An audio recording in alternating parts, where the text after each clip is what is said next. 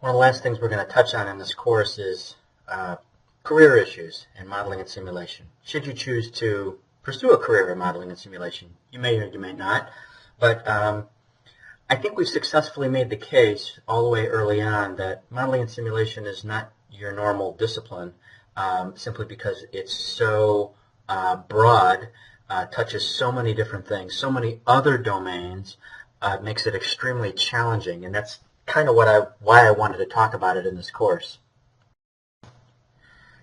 Now, M&S careers they tend to be very open-ended because M&S involves so many other things, and there's so many career paths. You could turn into an IT guy. You could go into pure science. You could go into management. There's all sorts of different choices you could make. But most often, M&S is not the end, but a means to an end. So we are in support of others.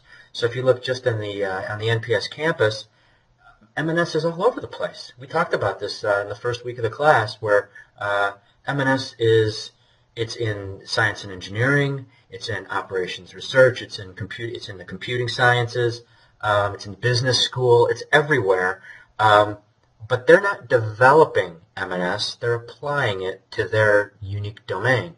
And that makes it very interesting because if you're an M&S professional, you can have a job or have a career in any one of those places. You could have a job in industry someplace that doesn't have any interest in developing M&S, but they want to use it, and you could be the guy that helps them do that. So it really opens up really like the world of industry to you. Anybody who uses M&S or develops M&S would have an interest in someone with your skill set.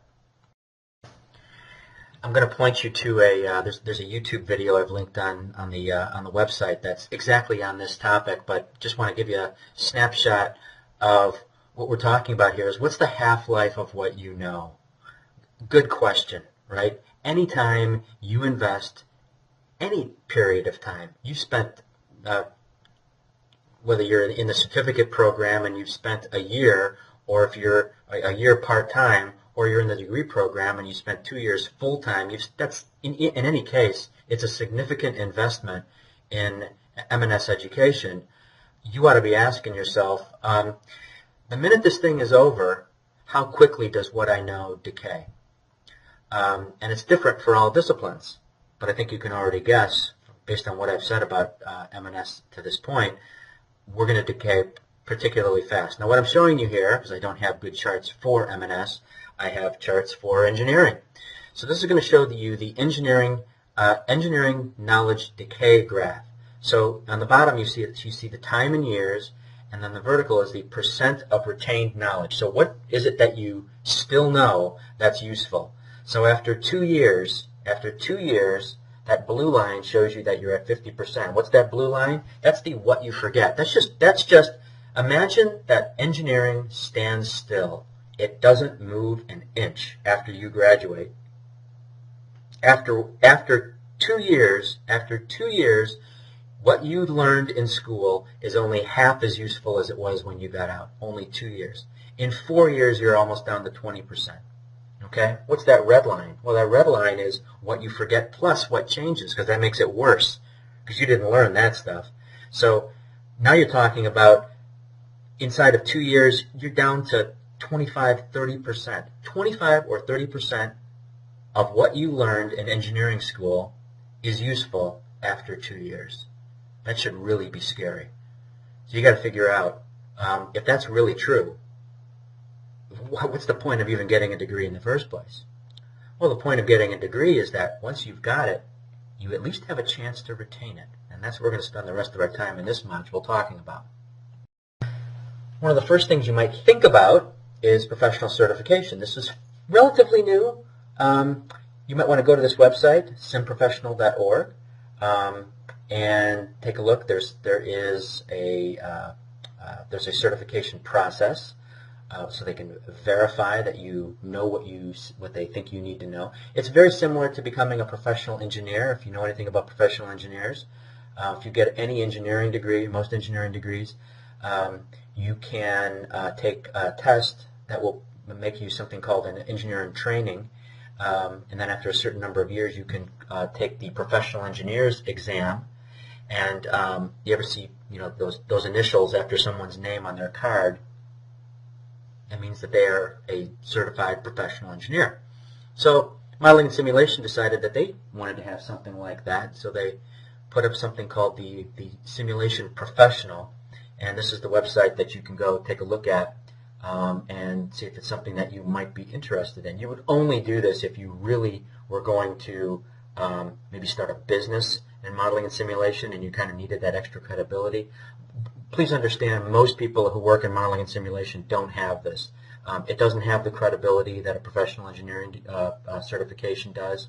It may never have that degree of credibility, but you should just know it's there. There's also advanced degrees. I'm showing you the 3 major universities in the United States that offer advanced degrees that have a specific defense focus. There are other universities. University of Arizona would be a good one that has an outstanding modeling and simulation program, but it does not have a defense focus. Doesn't mean you can't study defense topics there, but that's just not what their program is targeting. There are master's degrees at all of these. I believe they all have at least one PhD program now. So if that's something that you're interested in doing, you can potentially take the next step and apply for a PhD degree at any one of these universities. There's something to be said for getting a PhD, actually switching schools when you get another degree. Because you're going to meet different people, you're going to have different experiences. So if you're a moves guy and you want to get a PhD, it would be interesting. There may be some real advantages to going to Old Dominion, for example, and entering their PhD program and bringing what you know from your NPS degree out to Old Dominion. And then the reverse might be true. If somebody got a degree from one of those programs, a master's degree, and came out to NPS to get a PhD, you see a sharing of ideas where people think differently about problems because of their university, and it's sort of good to swap in that. It's also the same reason why most universities don't hire their own graduates onto their faculties. Is you end up having a groupthink problem, and that's really not good for your program. Now, for general maintenance of what it is you've learned, if you really want to fight off atrophy, you just have to read things. You got to talk to people. You got to put yourself in situations where you are utilizing what you've learned at NPS. The first thing you want to think about is, where do you look? What areas do you look? And I'm just going to give you my list. Defense M&S, obviously, it's the most dead center thing that you could look at. But there's other types of M&S you might look there. You might look at defense IT. It's not going to be M&S related, but it's going to talk about IT issues that relate to the Department of Defense, acquisition issues included. Then there's regular IT, sort of like Computer Week or something like that, is going to be highly relevant to what it is you want to look at. Anything in system engineering is going to help you. Very central to what we do. And then general technology, as we talked about in the first week. We touch so many different things, and any sort of general technology. That's why I read Wired and some other things, because they're general, and they give me a peek at things I wouldn't normally look at. And this is sort of a snapshot of what I read. So you've got a variety of different journals, right? The Journal for Defense Modeling and Simulation. There you see MedSim is a good one for medical simulation. Its sister document is in the lower right-hand corner, Military Simulation and Training for General M&S. There's Computer Weekly, so that's be like General IT. There's Wired, General Information Technology types of information. Training and Simulation Journal is a good one. A lot of those are good. It's not really a journal, Training and Simulation Journal. It's more like a magazine, but that's a good thing because it tends to get things that are pretty hot off the presses and into your hands at a much more rapid pace than you would get otherwise. So that's just a snapshot of the sorts of things that I read in a general way, and a lot of it is just skimming. So I'm not really reading it thoroughly. I'm just keeping my eyes on what's going on. And there's another question about where do you go. You've heard us reference ITSEC an awful lot in this program. So that's going to be specific to training, education, not a whole lot that goes on in terms of analysis and things like that. So one I'm not showing here is MORS, right? The Military Operations Research Society is an excellent place that does a lot of modeling and simulation for analysis. ITEC is the European ITSEC, you might say. So that's if you ever find yourself overseas, that's a good place to go. There's the Winter Sim Conference. There's the Society for Simulation in Healthcare. Simulation Interoperability Workshop happens every year. These are a number of things that are targeting specific facets of modeling and simulation that you might want to get involved in. So in summary, for this topic, simply put, if you don't try and keep up, you won't. And if you just walk out of here and go take your next tour and go do whatever it is you want to do, and you don't pay attention to modeling and simulation, fully expect that in 3 years when you cycle out and you have an opportunity to take an M&S job, you're going to wonder if you went to school at all, because things will have changed a lot by then. Technology just moves way too fast.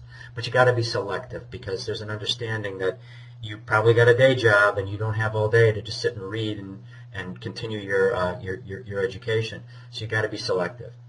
You got to learn how to absorb information quickly. So you got to learn how to just flip through a magazine, that's maybe 20, 30, 40 pages long, and just extract some headlines and just say, hey, I didn't know the Army was doing that. Move on, get to the next thing.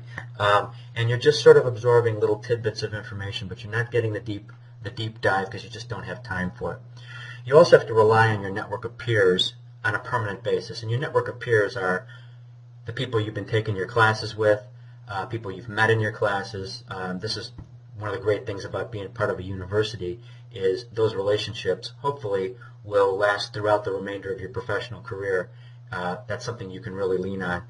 You also want to rely on your university permanently.